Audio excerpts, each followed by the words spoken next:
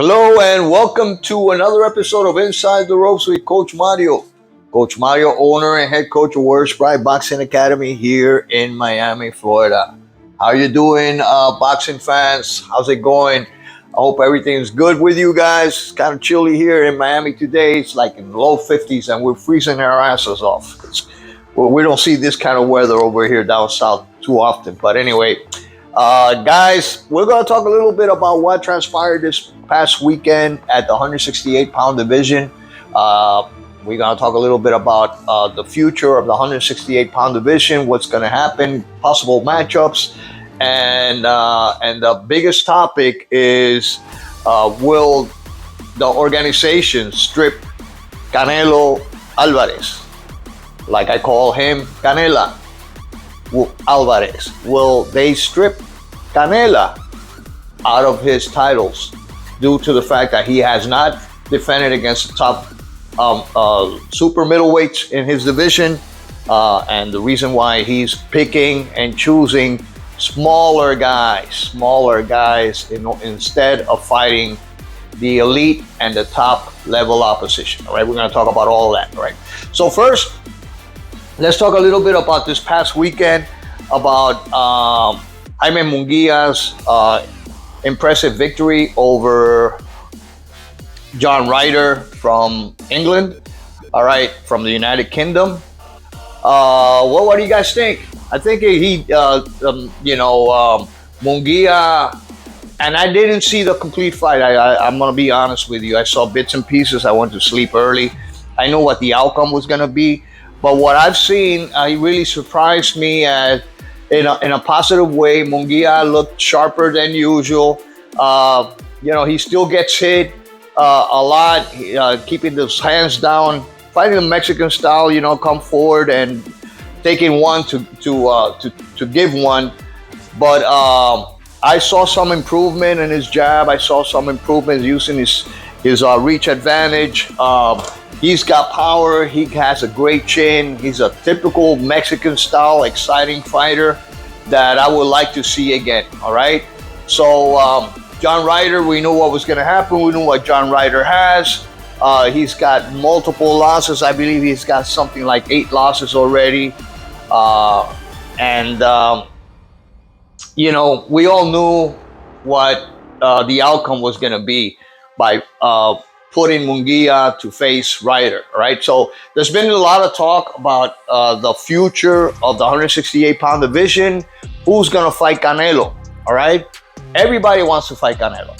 Everybody, even Terence Crawford, who's a 147-pounder. You name it. MMA fighters want to fight Canelo. You know why? Because that's where the money is at. And like I said in my previous show about boxing is dead. Boxing has become a freak show, a sideshow, a show for the casuals, a show of boxing sport that I love so much. And I say this as a constructive criticism and to create some kind of awareness from boxing fans and new boxing fans that boxing, the way it is now, is not what the way it's supposed to be. It's not the way it was meant to be, all right? Boxing is meant to have the best fight the best, all right? Not the best pick and choose mediocre fighters or smaller guys, use all these rehydration clauses and all these other things in order to win bouts and to keep yourself relevant, all right? That's what's going on with today's boxing. At the 168-pound division, there's a lot of talent now. Munguia, stopped John Ryder, which Canelo had not been able to stop him. And we have all seen a decline in Canelo's or Canela's, abilities and speed and everything else. It's a decline. He's been in the sport of boxing for many years. I said it maybe a year ago, a little over a year ago. This guy's about to retire. He just wants to pick them easy fights in order to make as much money and then sail into the sunset. And I've been saying this for a while, maybe 2 years ago I said it. and it's come to fruition, guys. It looks like I have a little bit of Nostradamus in me, in which I could see this happening. Well, a lot of Canelo fans were saying, "No, what else do you want him to do? He's fought the best, all right. He's fought mediocre champions, champions that really this division was a division that was not an elite division, with Plant and Billy Joe Saunders as champions, and he took those titles easily. All right. Have you seen what Benavidez has been able to do? Benavidez was able to punish Plant beyond recognition. A very courageous Plant, a very game Plant, but the division has improved, with the addition of David Morrell from Cuba. He's got all knockouts, I believe. Maybe one has gone the distance. It's 10 fights, 9 knockouts, all right? And he's ranked number 4 in the Ring Magazine ratings. All right, let's go over the ratings real quick. All right, so we can see the possible matchups and what I think is going to happen. All right, so the champion, ring number 1 champion is, as you guys know, Canelo Alvarez. As I call him, the Canela of the boxing sport. Canelo Alvarez is the champion for the IBF, WBA, WBC, and WBO. 60 fights, 2 losses, 2 draws, 39 knockouts. All right, so this guy is a champion, and he's a champion, but he hasn't defended his title against top opposition, the number 1 ranked David Benavidez. All right, David Benavidez is ranked number 1 for, I think, for the last 2 years almost, by every single organization. All right, WBC said that the next fight between for Canelo Alvarez was going to be the winner of the fight of Caleb Plant versus David Benavidez. So what happened with that? All right, you all know what WBC stands for. We back Canela. They're in the pocket of Canelo Alvarez, all the organizations, not only the WBC, but the curious thing is that these organizations are quick to strip other fighters of their titles, like they did, the WBO did with Crawford, and recently, I believe it was the WBC stripped, what's his name? One of the Charlo brothers that fought with Canelo. I don't know if it's Jamal or Jamal. I'm always got them confused, but they stripped them also. So they're quick to strip other fighters for not fighting their top opposition and to keeping their belts. But other fighters, they just let them, keep those belts forever, like Canelo. It is shameful, guys. This is a shameful practice from the organizations. It's corruption, in your face corruption. It's unbelievable how people are now used to this corruption, and they just let it slide.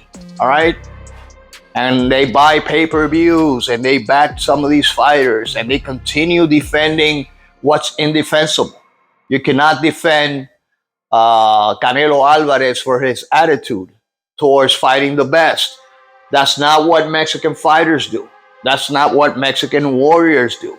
Mexican warriors fight the best, always. He has shown not to be one of those. He's not a truly Mexican warrior. This guy is a hack.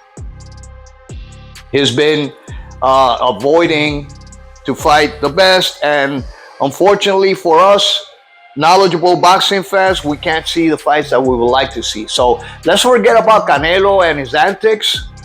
All right, and that's what I suggest we should do. I really don't believe he's going to fight any of these guys. I don't think he's going to fight Munguia. I don't think he's going to fight Benavidez. I don't think he's going to fight any of the other guys. Maybe Berlanga. But I really doubt it. He doesn't want to take that risk. All right? He's not going to fight any of these guys. Forget about fighting Morrell or any of the up-and-comers. All right? So he's going to sail into the sunset.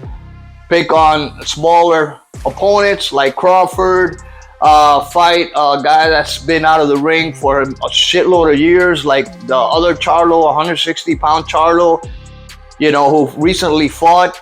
He looked good, but he's been inactive for a very, very long time, and he's not a 168-pounder. So that's a habit that Canelo has throughout his career. So please don't tell me, like I've heard some people say, no, Canelo, he's at the end of his career, he's trying to make... No, he's been like this for a long time, guys. He fought Amir Khan. He fought Josecito Lopez. He fought little guys, small guys. And when he fought bigger guys, he had rehydration clauses. And he used drugs in order to get him where he wanted to do PEDs. So enough of the excuses. Canelo is a scammer. He's got good talent. I don't think he is an elite fighter. I really don't think he is. I think he is a product of today's society, product of today's environment, of this generation, which actually tries to fool the casuals into believing that he is actually great. He is not. He's overrated, in my opinion, and he will never be one of the best Mexican fighters of all time, right? It's probably ranked in the 20 or 30, in my opinion. All right, so let's continue with the standings and the rankings at the Ring Magazine. Ring Magazine says number 1 is David Benavidez with 28 fights, 24 knockouts. Number 2, they have Christian and Billy, who they're trying to sell and hype this guy up. Came out of nowhere. I really don't think this guy should be ranked number 2. They have Caleb Plant, number 3. I really don't think they should be ranked. Caleb Plant, after both of those losses he's had in the past, in the past couple of years, he had 2 big defeats. One got knocked out by Canelo, and the other one got pummeled beyond recognition by David Benavidez. All right, he's still good. He's still not that old, and he can probably fight against... He's going to become a gatekeeper to some of these up-and-comers. So I think that Christian and Billy should fight Caleb Plant. I think that should be a good matchup. See if Christian and Billy is really a hype job or the real deal. All right, because Caleb Plant does have abilities and does have the experience that would require somebody that is an up-and-comer to show whether he is a hype job or not. So Christian Billy versus Caleb Plant would be a great fight. We all would like to see David Benavidez go against David Morrell. David versus David, that would be a great fight. I don't know if David Benavidez is going to take that one. He did say that if the Canelo fight would not happen, that he would fight David Morrell. So what do you guys think? Should David Benavidez fight David Morrell? That would be one hell of a fight for 2024. That would uplift the boxing sport that we love so much, and have fight, the best fight the best. And this would be for a title. If Canelo is stripped, he should be stripped.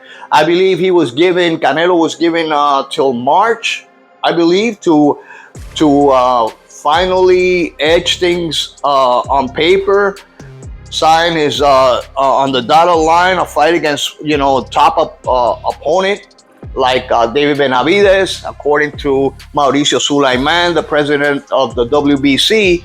But I don't think that's happening. I think Canelo wipes his butt with what anybody says. He really doesn't care about Mexican legacy. He really doesn't care about anything else but his pocket. He's not a humble warrior. He's not a fighter of the people. And we should forget about him. We should completely forget about Canelo Alvarez, stop talking about Canelo Alvarez, because he is not relevant at this point. Because you can tell by his actions that he does not want to face the best. So let's forget about him. Let's have the best fight the best And you know what? These belts don't mean shit anymore. When you see organizations like the WBC and all these other organizations that do not enforce their own rules, for certain fighters. They enforce them for the fighters they want to get out of the way, and do not enforce them to the guys that are making a shitload of money, like Canelo. That's how they make money. These organizations are getting all their dues paid by Canelo Alvarez and his camp. The Canelo says, all right, I'm going to pay you guys so I can keep my belts. I want to remain the champion. I want to be the top guy. I want to be the undisputed champion, but I'm not going to fight the best.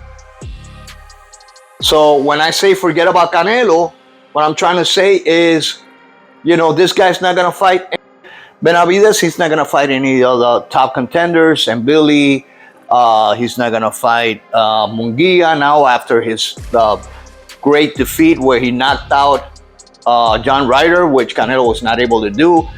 Canelo was not able even to knock out a 41-year-old aging Triple G. So, again, I think that David Benavidez should go against David Morrell, Caleb Plant against Christian and Billy. And then we got some other up-and-comers. John Ryder is going to become a gatekeeper too.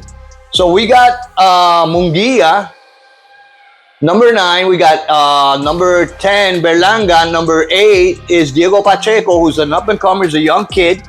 All right, we could have Munguia go against Berlanga. That would be an interesting fight. I have Munguia winning this one easily. Berlanga is another hype job, in my opinion. He's been nurtured along the way and giving him the easy fight so they can, hype his resume. But he hasn't looked impressive since all those first round knockouts. I believe it was 15 or something like that against nobodies. All right, so Berlanga against Munguia. I see that one going by stoppage, maybe 5-6 round for Munguia, and then or Diego Pacheco against Jaime Munguia. That would be a good one too. So tell me, guys, what do you think is the state of affairs in the 168-pound division? There's a lot of good matchups coming up, and like I said, let's forget about Canelo. He's never gonna face any of these guys.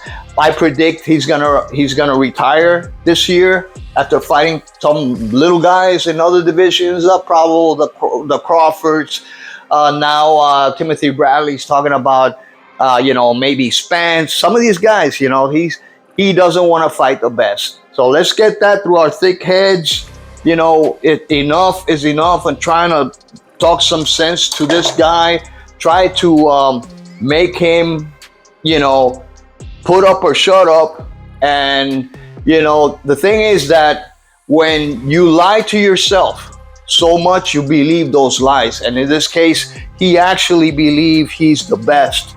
He actually believes he's the greatest Mexican fighter of all times. And that's, an illusion he has in his head. And that's the way he wants to retire, saying I was the best, I was undisputed, nobody stripped my titles, I fought the best, when everybody knows, anybody that knows about boxing knows that it's not true.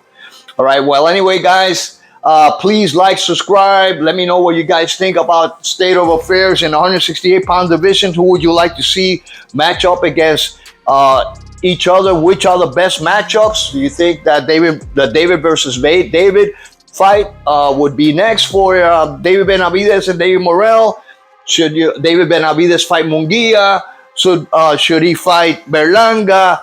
What is the best matchup? What do you guys think? Some of these other guys like Mbili, who they're hyping up now, I didn't see nothing special about him, to be honest with you. Maybe in a fight where he's challenged a little bit more, we can see a little bit of what his heart is and what his determination and skill level is at. But right now, I don't even think why Ring Magazine has this guy ranked number 2. That is nuts. All right, I would have him maybe number 10, or number 9. in that category. All right, we got some other guys. Number 6, we got Eric Bazanian and Vladimir Shishkin, who are other fighters that are up and comers. Let's see them fight each other and see who remains standing. All right, guys. Again, thank you for listening to another episode of Inside the Ropes with Coach Mario. Please like, share, subscribe, share this with your friends. But until next time, this is Coach Mario saying hasta la vista. Have an excellent day. God bless you all and peace. Ciao.